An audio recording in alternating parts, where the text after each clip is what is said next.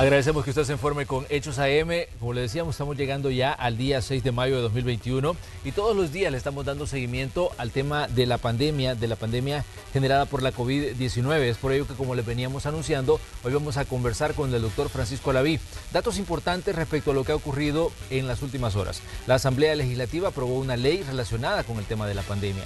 El presidente de la República anunciaba también que ya son 1 millón de salvadoreños que han recibido por lo menos la primera dosis de la vacuna contra la COVID-19 y un porcentaje importante también ya ha recibido la segunda dosis. Por lo tanto, ya están inmunizados.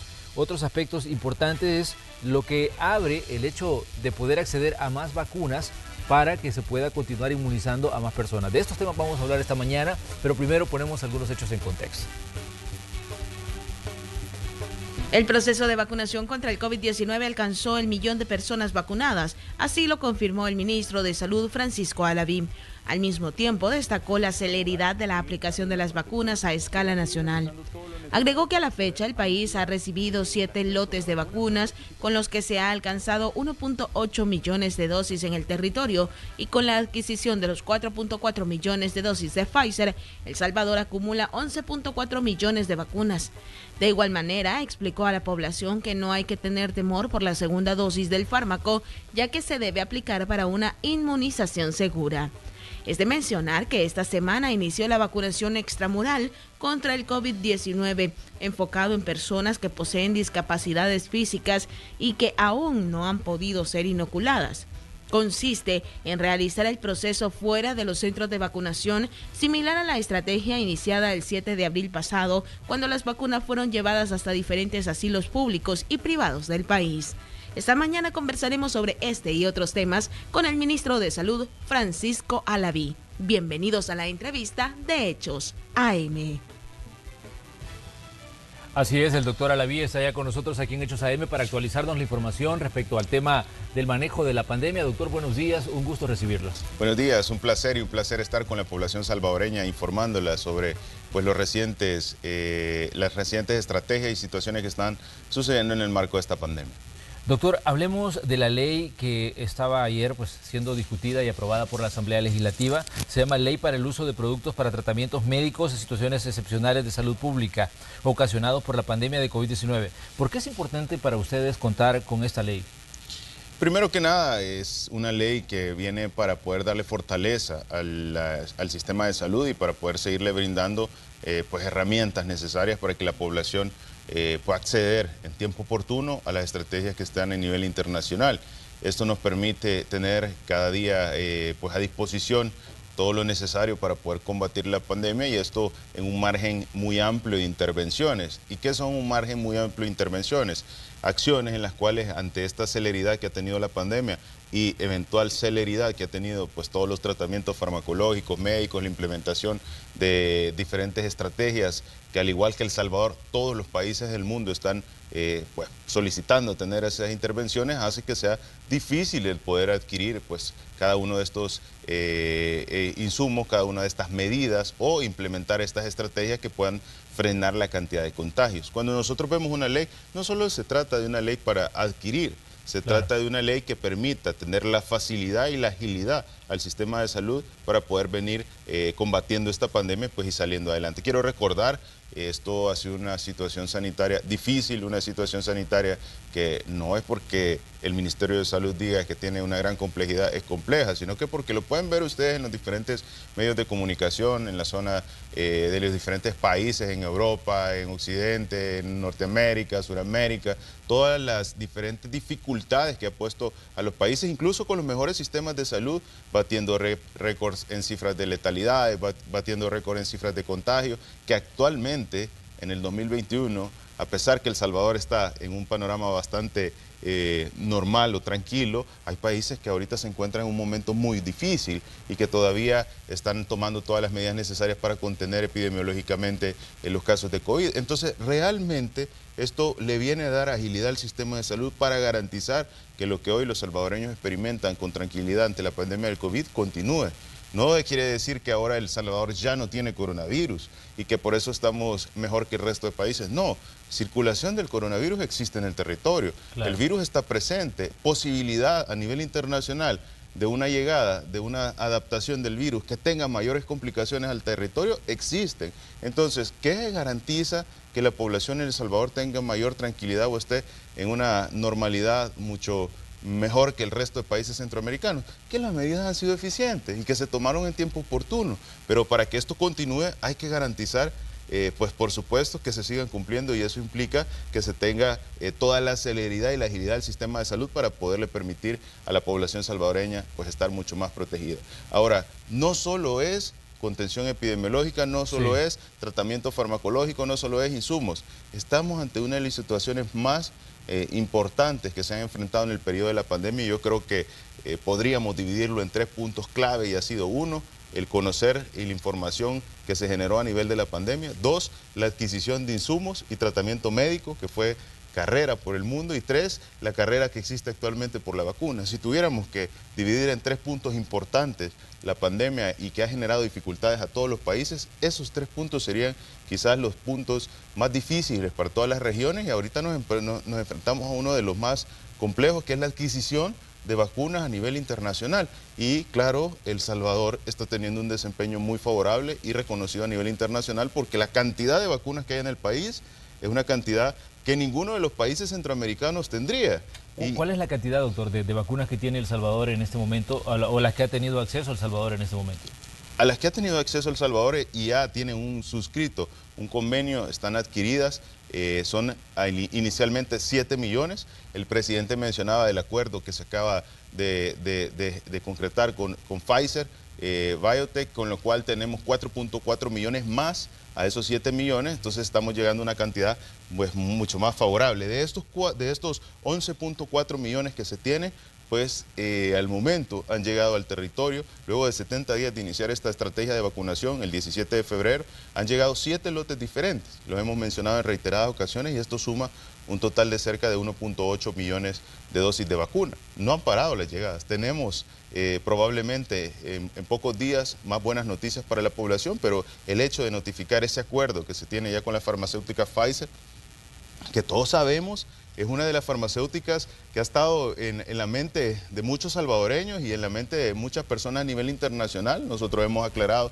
que todas las vacunas son buenas, y por supuesto la más importante es la que le ponen en el tiempo oportuno. Sí. Y yo creo que el hecho de que El Salvador ahora esté consolidando el tener 11.4 millones asegurados para el país, de estos se ha logrado concretizar la entrega de 1.8 millones, es una muestra de que toda la planeación, el trabajo que ha tenido pues este país ha sido en consonancia con la realidad que se está viviendo ante esta pandemia, y es necesario tener facilidad y agilidad para poder realizar todas estas adquisiciones, medidas epidemiológicas que garantizan el salvaguardar la vida de la población. Doctor, ayer cuando se daba la discusión de la ley de la que comenzábamos hablando, generaba controversia diferentes puntos. El artículo 4 sobre todo, se generaban un tipo de discusión, porque lo que se mencionaba en la asamblea era, y lo que se mencionaba fuera de la asamblea incluso, era que se busca blindar a quienes han estado involucrados en el manejo de la pandemia e involucrados también en las compras relacionadas con la pandemia, porque decían, se va a la parte de cuando comenzó la emergencia sanitaria, y desde ahí parte, digamos, eso de blindaje del que se está hablando en esta ley. ¿Qué dice usted, doctor, cuando de pronto pues comienza esta discusión y comienzan estos argumentos a salir? Muy importante esa pregunta, y qué oportuno, y que la población también conozca realmente cuál es el análisis de la ley que se presenta, porque ayer observamos una difusión mediática característica de la segunda pandemia que existe en el país, que es la infodemia, la pandemia de la desinformación, y que algunos grupos irrelevantes son especialistas en eso. El contexto de la información en la cual se enmarca ese artículo obedece, por supuesto, una serie de situaciones que le pueden facilitar al país tener el acceso a ciertas estrategias. Una de ellas es la vacunación. Y dirán, bueno, ¿y qué tiene que ver exonerar? Porque no solo, ahí no dice funcionarios, ahí dice todo un equipo de sistema de salud tanto por la parte de administración nacional como por la parte contratante, que son las empresas. De hecho, aquí tengo yo el punto ese, doctor. Dice para proveedores de salud, médicos, farmacéuticos, organizaciones hospitalarias, fabricantes y a quienes autoricen la compra de los insumos y servicios anti-COVID. Totalmente. Es una serie de participantes en las estrategias que no solo es el funcionario el que toma la decisión, sino que va desde el quien toma la decisión, quien cumple la acción, quien vende el suministro o quien brinda la estrategia, y es pues por supuesto un consolidado que permite darnos las herramientas para poder de alguna manera tener convenios con otras farmacéuticas que nos van a distribuir los medicamentos. Yo quisiera llamar a la población que se informe y indague en qué consisten los convenios que se han suscrito específicamente con una de las farmacéuticas que varias de la población ha solicitado. Y me llama la atención porque aquellos grupos que generan desinformación, aquel grupo irrelevante que genera desinformación, son los primeros que están a la expectativa de por qué no se puede o por qué no hay mayor cantidad de dosis de vacuna Pfizer, y que quisieran la vacuna Pfizer, y que por favor la vacuna Pfizer, y que la vacuna Pfizer, cuando todos los salvadoreños sabemos que la mejor vacuna es la que se pone. De nada sirve que usted esté esperando la Pfizer si le da COVID y se complica. Entonces, realmente, ellos que están a la expectativa de esto, deberían de indagar y deberían de verificar cómo los convenios que las diferentes farmacéuticas, en especial esta, han suscrito a nivel internacional, y que precisamente incluyen varias de los apartados que están en la ley que recientemente se acaba de aprobar, y que por supuesto ahora nos permite tener 4.4 millones de dosis para la población salvadoreña de la farmacéutica BioNTech. Doctor, el punto que genera, digamos, controversia es donde se dice que hay inmunidad ante demandas y denuncias judiciales o administrativas. Este es el punto, digamos, que ha generado más controversia. Esto tiene que ver con muchas de las cláusulas. Como repito, existen solicitudes de diferentes farmacéuticas de exoneraciones en el marco del cumplimiento de una estrategia de vacunación. Estamos ante una situación sanitaria con una formulación de vacunas, y que las farmacéuticas siguen exigiendo tener ese respaldo de que ante una situación se cuenta con el sustento necesario para poder salir adelante ante una situación de administración de vacunas en un tiempo tan rápido como se ha tenido a nivel internacional. Y como repito, esto no solo se trata de El Salvador, esto lo tienen todos los convenios a nivel internacional, y es bien difícil poder llegar a consolidar estrategias cuando se ha tenido una situación difícil. Pero bueno, vámonos a otra parte importante. Ha existido a nivel nacional, a nivel internacional, una carrera por diferentes estrategias importantes, y eso ha sido primero en la contención epidemiológica. Yo quiero recordarle, El Salvador aquí tuvo que enfrentar una pandemia sin ningún área de aislamiento. Ningún área de aislamiento, eran escasos o contados los sitios en los cuales se podía tener alguna medida de aislamiento para poder garantizar que no hubieran contagios. Los hospitales tuvieron que ser remodelados con infraestructura y remodeladas con áreas para poder disminuir la cantidad de contagios. Encontramos un sistema de salud que no tenía equipos de protección. La cantidad de trajes que encontramos en el Ministerio de Salud eran, si no me recuerdo, 300 trajes de bioseguridad.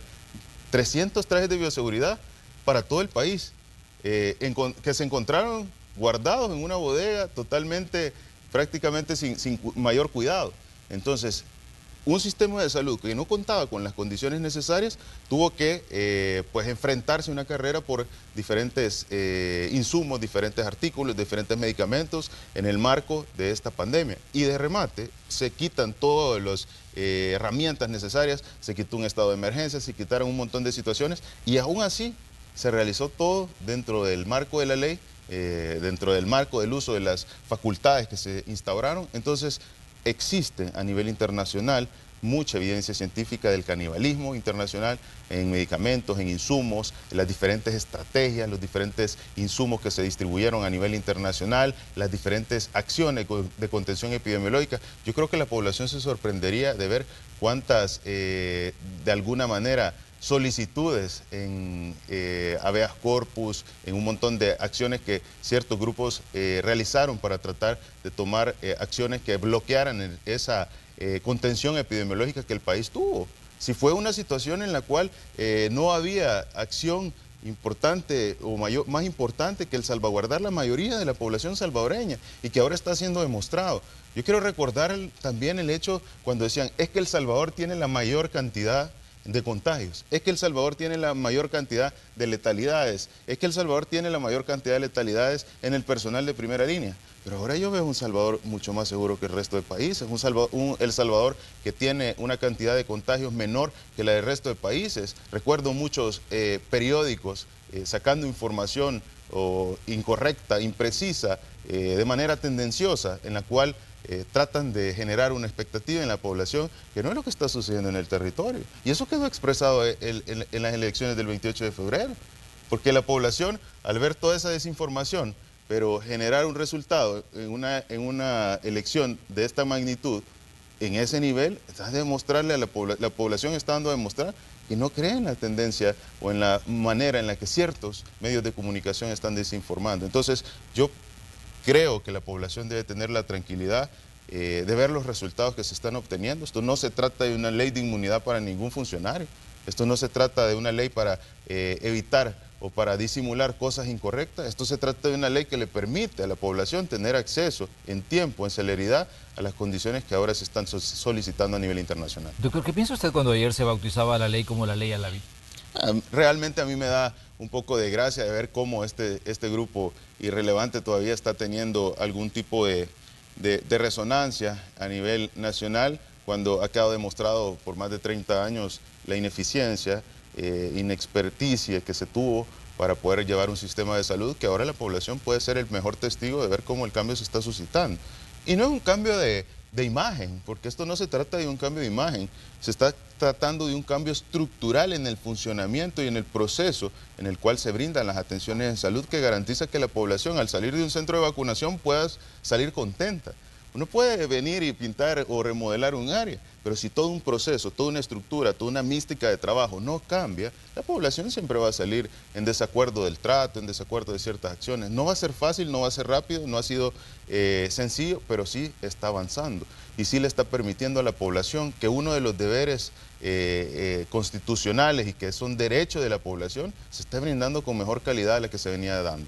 Doctor, los ciudadanos seguramente pues quieren saber por qué es importante tener a mano todavía el mecanismo de compra directa, porque eso era otro punto de los que generaba controversia ayer, cuando decía de que se dejaba de lado la ley de adquisiciones y contrataciones para tener la compra directa como un mecanismo que esté a la mano para poder enfrentar el tema de la pandemia. Muy importante, qué buena pregunta y que se aborde en este momento, y quiero que la población conozca como varios ejemplos para que puedan dimensionar el por qué es importante tener este tipo de herramientas. Y digo este tipo de herramientas porque no quiere decir que todas las intervenciones o que todas las acciones de adquisición que está teniendo la cartera de Estado, que valga la redundancia, y todo un equipo para poder hacer este proceso en el cual, pues, por supuesto, las autoridades o los funcionarios no estamos en el proceso de la adquisición, tiene el sentido y sigue funcionando en las maneras tal cual se venía realizando, que es la licitación pública, que sí, no es que da una total seguridad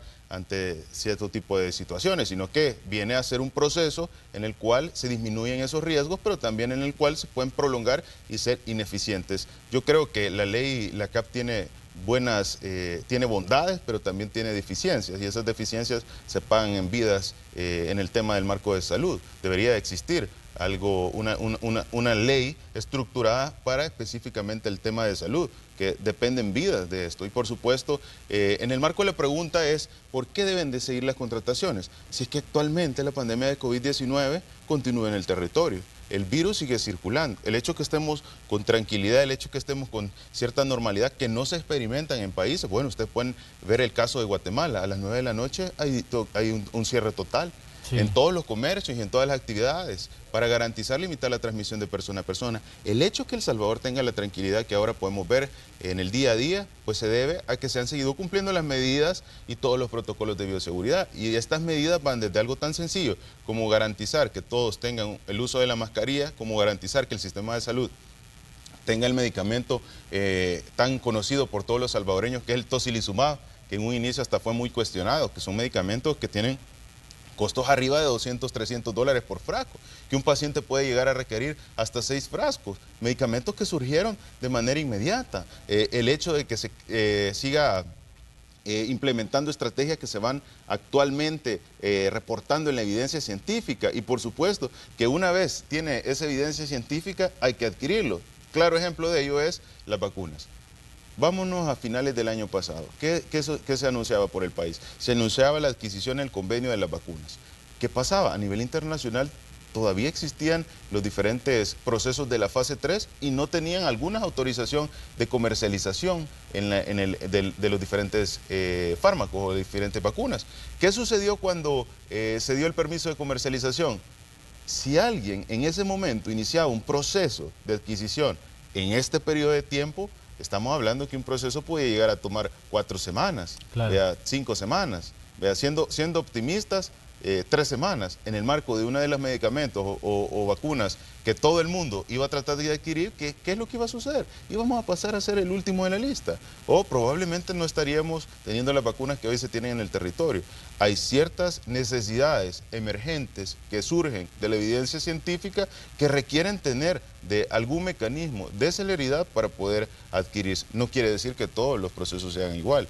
Existen procesos del día a día, si es que la cartera de Estado de Salud tiene procesos que van desde procesos de contratación de las personas que llegan a hacer el aseo a cada una de las instituciones, hospitales, unidades de salud, la seguridad, la energía eléctrica, el agua, los procesos que tienen que ver con el transporte, el insumo de gasolina, todo lo que lleva el funcionamiento de un área hospitalaria, las adquisiciones de los insumos para lavandería, todo.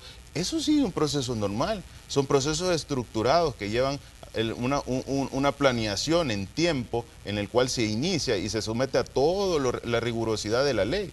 Pero ante la necesidad de la pandemia necesitamos herramientas que puedan facilitar el poder de alguna manera tomar acciones que vengan a proteger a la población salvadoreña, pues evidentemente con la nueva aparición de cada una de las acciones, estrategias y evidencia científica internacional. Doctor, explíquenos un poco sobre el acuerdo que ha logrado con Pfizer para acceder a ese 4.4 millones de dosis de las vacunas producidas por esta farmacéutica. Este acuerdo es, al igual que los otros, cumple con medidas y con convenios, con cláusulas de confidencialidad. En este momento nosotros podemos mencionar a la población salvadoreña y ya se tiene la seguridad de estos 4.4 millones de dosis que van a ser iniciados a entregar desde este trimestre, como lo mencionaba el presidente. Claro. Ahora, ¿en qué consiste toda esta estrategia? Bueno, dirán, ya mencionábamos que eran 9 millones de dosis y ahora tenemos 11.4 millones. Y quiero mencionar, existe nueva información que está apuntando a una tercera dosis, está apuntando a una vacunación en aquellas personas que tienen que son grupos vulnerables que van a requerir una protección. Sí. Pero si en el momento en el cual esta evidencia salga a la luz, se trata de buscar el tener la posibilidad de cubrir de vacuna a este grupo en particular, en este momento que todos los países están tratando de adquirir la vacuna y que la vacuna que debe colocarse debe ser la misma vacuna que ya se colocó, ¿qué va a suceder? Va a haber dificultades para poder aplicar y cumplir las estrategias internacionales. Entonces, ¿qué contiene esto? La adquisición de 4.4 millones de Pfizer, de la vacuna, que le va a permitir a la población salvadoreña, pues por supuesto, completar la meta inicial de protección que tenemos para este año de 4.5 millones de salvadoreños y por supuesto, tomar las intervenciones y tener las herramientas en base a la nueva evidencia científica que está surgiendo. Doctor, ¿se espera que llegue algún nuevo lote de vacunas de la iniciativa COVAX, el Fondo de Naciones Unidas y la Organización Mundial de la Salud para dotar de vacunas a países como El Salvador? Totalmente. Nosotros tenemos en convenio 2.7 millones de dosis de vacuna de la modalidad de adquisición global y esto es muy importante mencionarlo. La adquisición global puede llegar cualquier tipo de vacuna, no necesariamente AstraZeneca, puede ser AstraZeneca, puede ser Pfizer, puede ser Johnson & Johnson. Las vacunas que tengan los permisos de comercialización correspondientes pueden llegar al territorio bajo la modalidad global. Ahora, ¿cuánto hemos recibido de la adquisición global?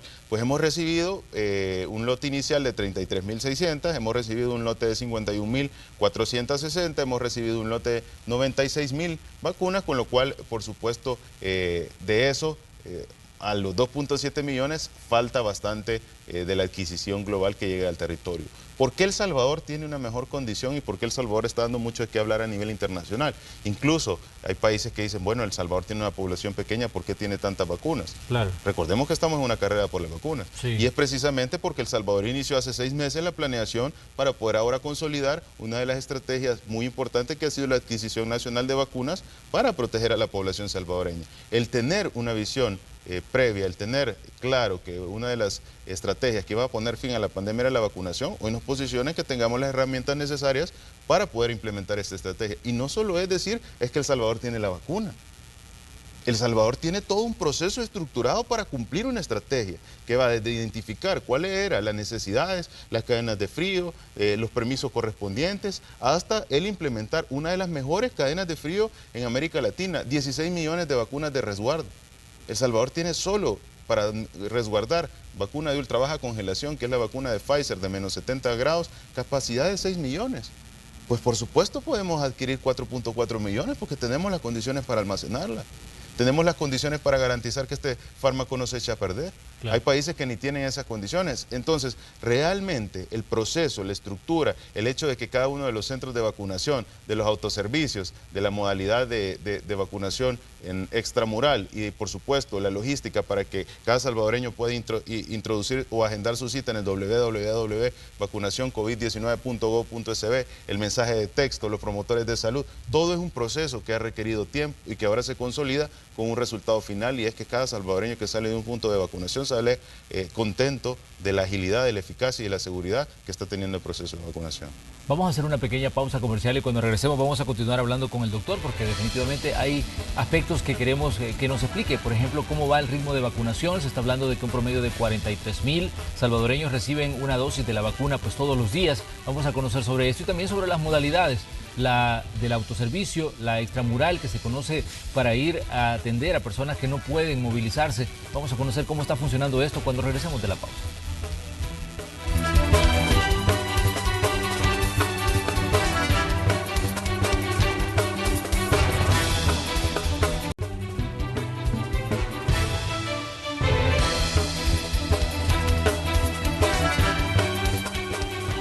Estamos en el día 6 de mayo de 2021, esta mañana conversando con el doctor Francisco Alaví, ministro de Salud, hablando entre otras cosas del ritmo de la vacunación en El Salvador. Doctor, decía usted, El Salvador tiene en su panorama, en su horizonte, 11.4 millones de vacunas para inmunizar a buena parte de la población. Decíamos que esto pone a El Salvador en cierta ventaja con otros países que todavía están esperando acceder a más vacunas.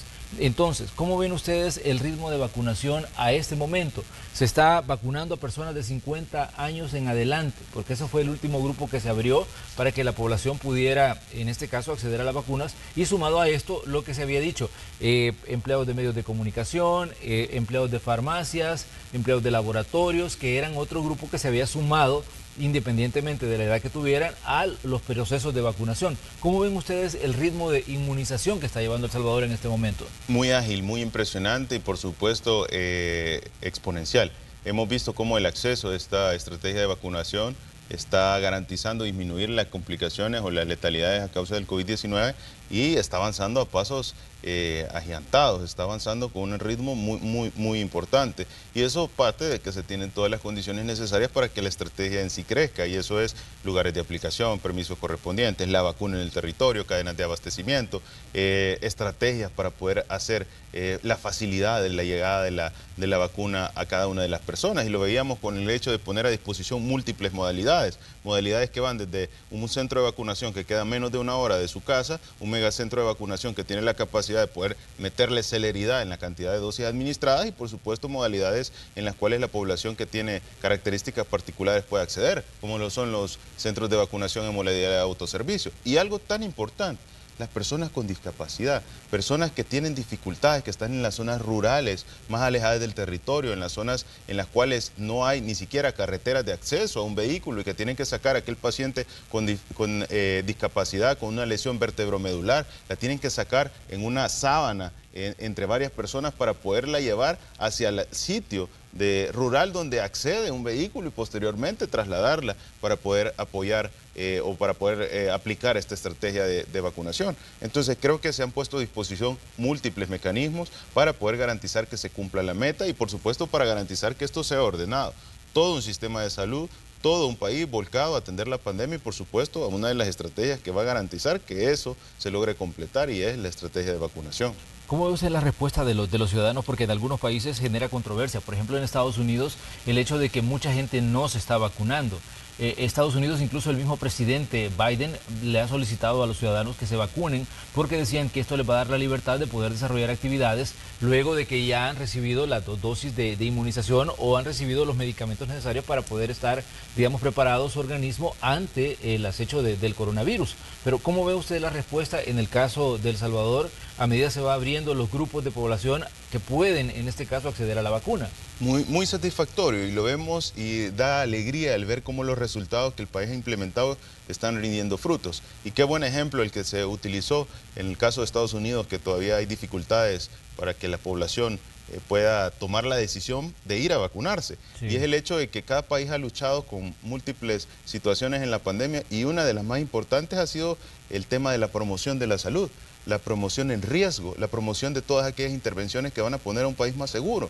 El Salvador ha tenido un trabajo impresionante en el cual toda la población conoce acerca del coronavirus, toda la población conoce qué hacer, a dónde ir, cómo manejar, qué recomendarle a la persona cercana. Y por supuesto entiende que la vacunación pues va a ser una medida en la cual va a ponérsele fin a esta pandemia, y por lo cual la población está acudiendo a vacunarse. Y esto no solo lo hemos visto en el tema de la vacuna del COVID, tenemos uno de los planes de inmunización más fuertes en América Latina, y la población acata el hecho de llegar y colocarse una vacuna para tener esa protección, y eso lo vemos con los índices arriba del 99% de los vacunados menores a un año. Entonces, realmente la promoción de la salud que se ha realizado ha sido fuerte. Hay países que están luchando precisamente con deficiencias en promoción de la salud, que hace que la población pues pueda tomar decisiones en las cuales no acate una recomendación, no practique un protocolo de bioseguridad, no asista a una vacunación. Creo que cada país tiene sus retos, cada país los sabe y los tiene claros, y pues sí, precisamente insiste o redobla los esfuerzos en cumplir esto. Y el país ha tenido la bendición de que la promoción de la salud ha sido muy buena, ha sido aceptada por la población y ha sido practicada por la población, lo cual demuestra que la explicación, que el entendimiento y por supuesto que el acompañamiento de la institución de salud ha consolidado con que la población no solo la sepa, sino que la realice, y la realice para el beneficio en el marco de la pandemia de COVID-19.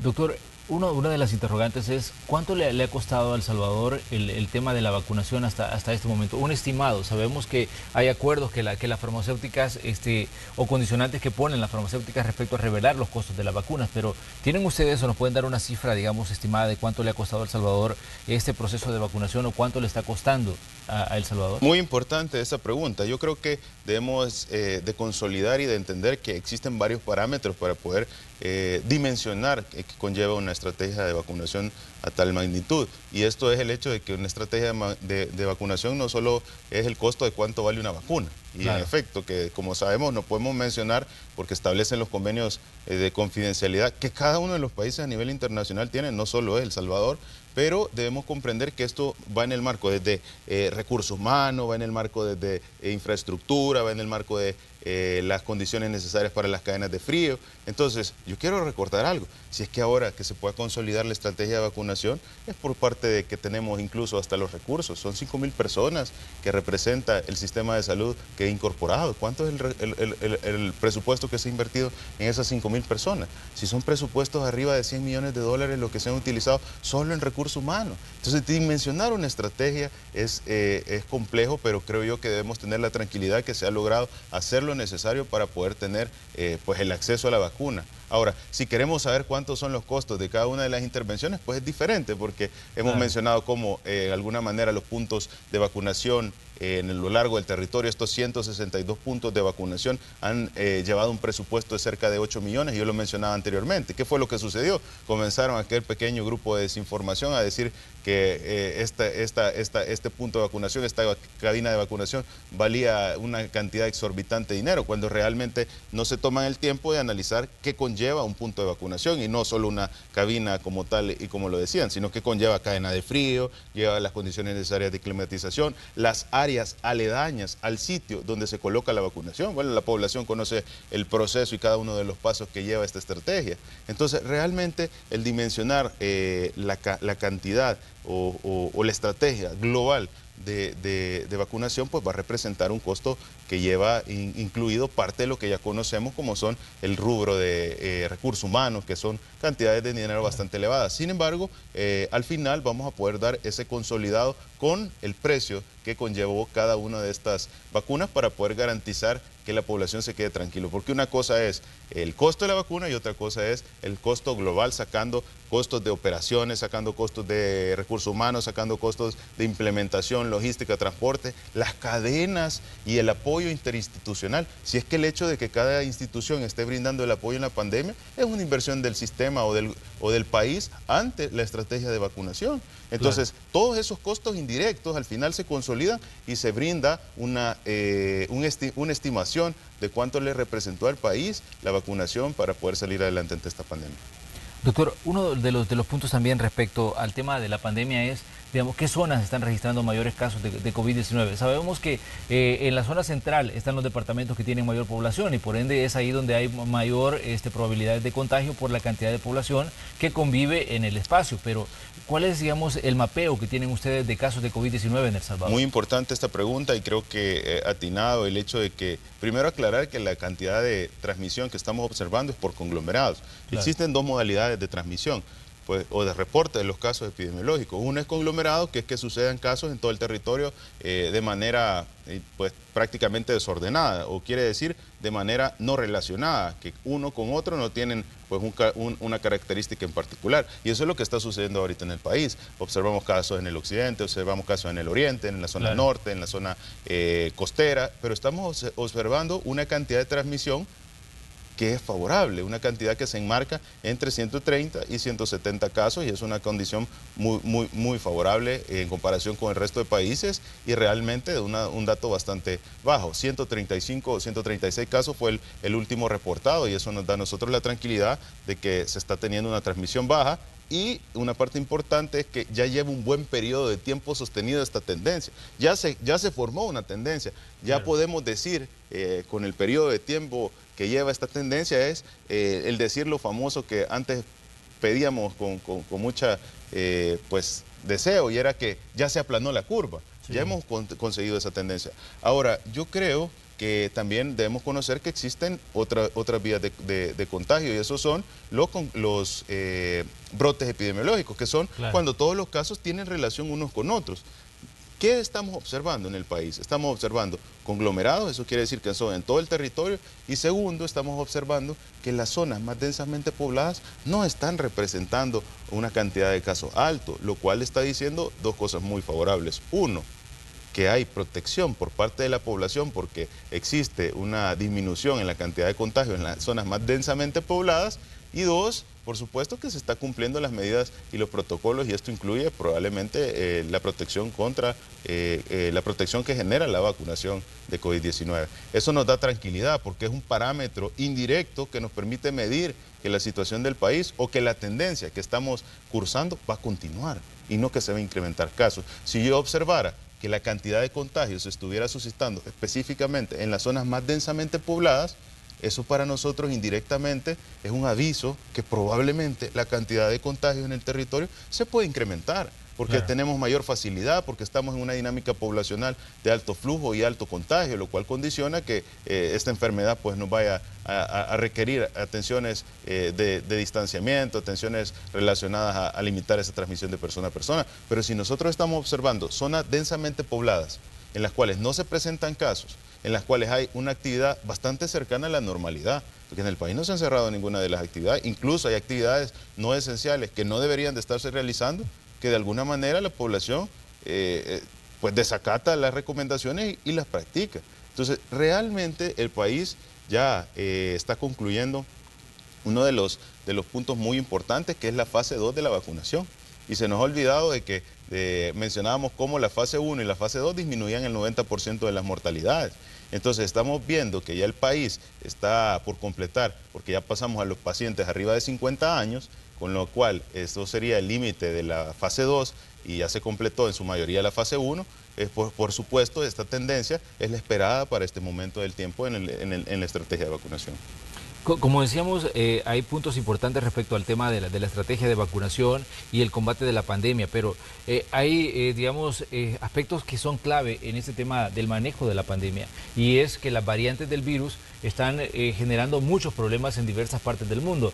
En la India, por ejemplo, se están rompiendo récords de muertos todos los días. En Brasil es otro país que está sumido en una crisis tremenda, donde pues mucha gente está muriendo a raíz de la pandemia, y el temor de muchos países es que esas variantes del virus puedan llegar a su territorio. En el caso de El Salvador, doctor, ¿cómo están ustedes enfrentando esta situación y esta posibilidad? Porque sabemos que aquí hay mucha gente que está viajando y que en determinado momento se puede digamos, contagiar de una de estas variantes y traerla al territorio.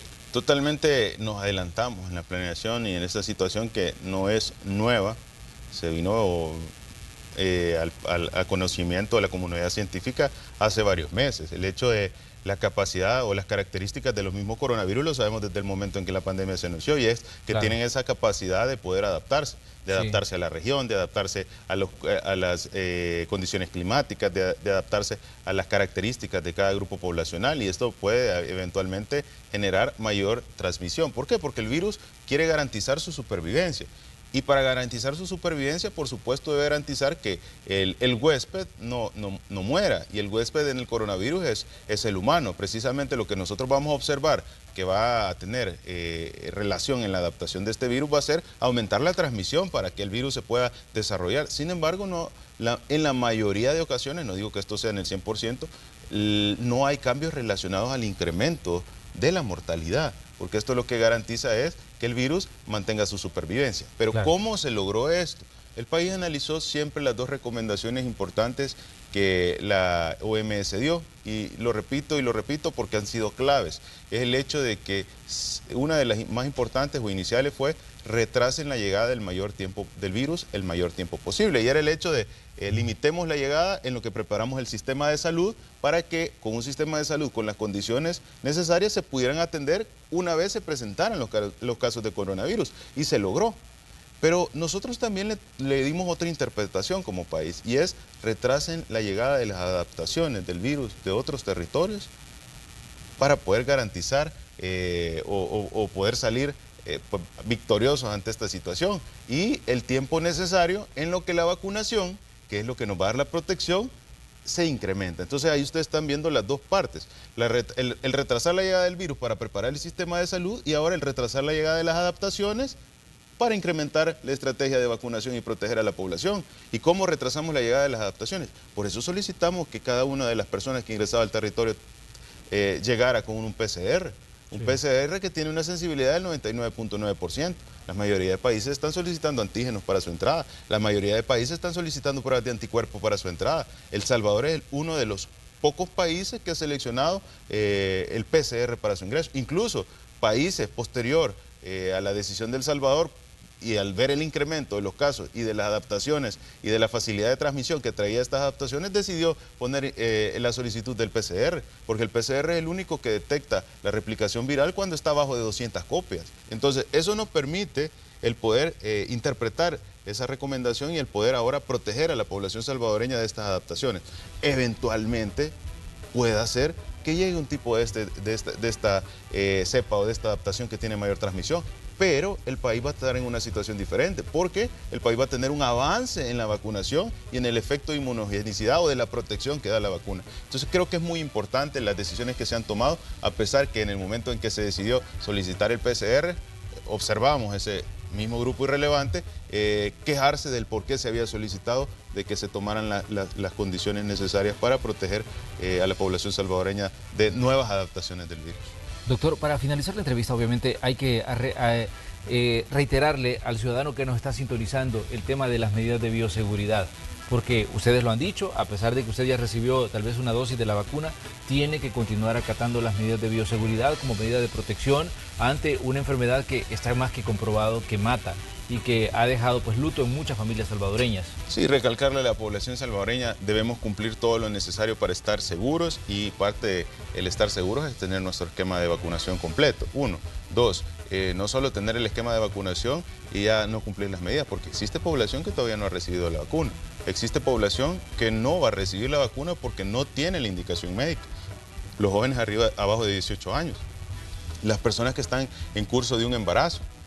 Recordémonos que esta vacuna también tiene la posibilidad de ser voluntaria y eso quiere decir que va a haber salvadoreños que de su decisión propia no quisieron colocarse la vacuna. Pero qué responsabilidad más grande y qué compromiso el que cada uno de los salvadoreños se preocupe por también brindarle seguridad a esa persona que decidió no vacunarse. ¿Y cómo lo logramos?